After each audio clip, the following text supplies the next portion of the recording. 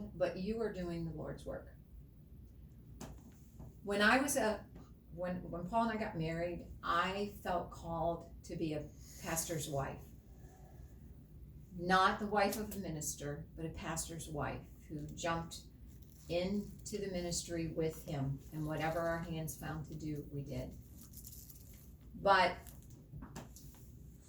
we kind of weren't pastoring at a point in time, and aren't now either.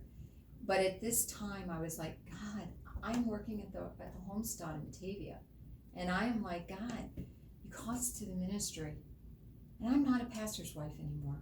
So am I pleasing you? Am I doing what you want me to do? And it was a struggle, and it was a burden on my heart.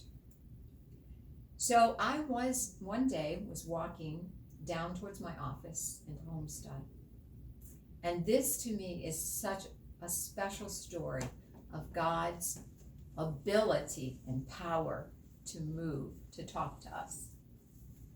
There was a gentleman that every day, he had Alzheimer's, and he had this pattern. Every day he would go to the front lobby. He had a whole bunch of like index cards and a little notebook, and he'd scribble in the notebook, and he'd stack the cards out from him and re-stack the cards out from him.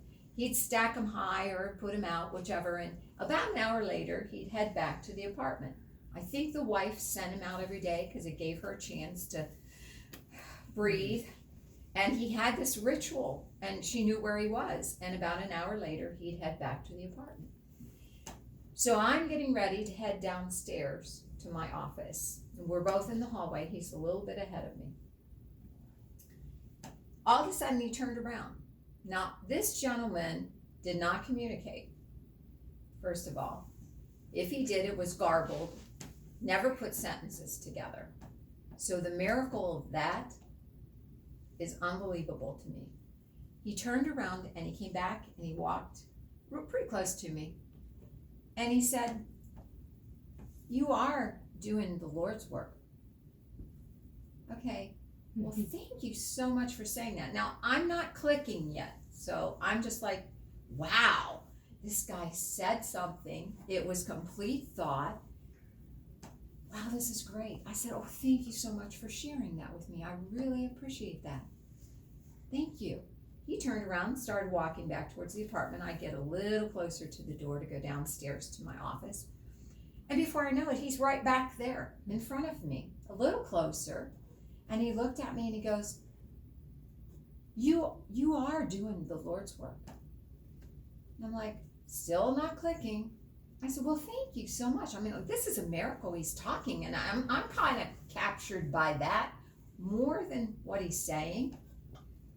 And he turned around and walked away. I get my hand on the door to push the lever so it will open, and he is, can I use your face to show this? Sure.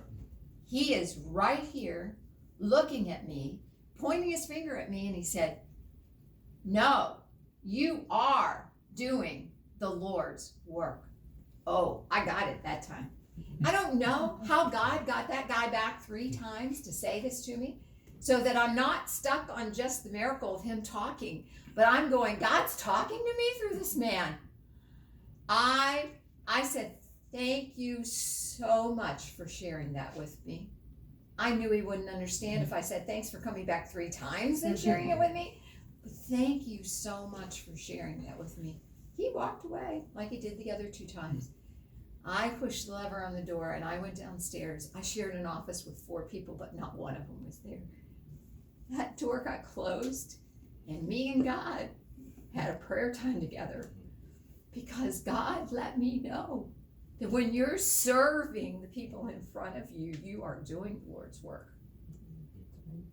And he has, even since we've retired, it's been so much on our, serve the people in front of you. Serve the people in front of you. Whoever it is, whoever God brings across your path, serve them, because that is doing the Lord's work.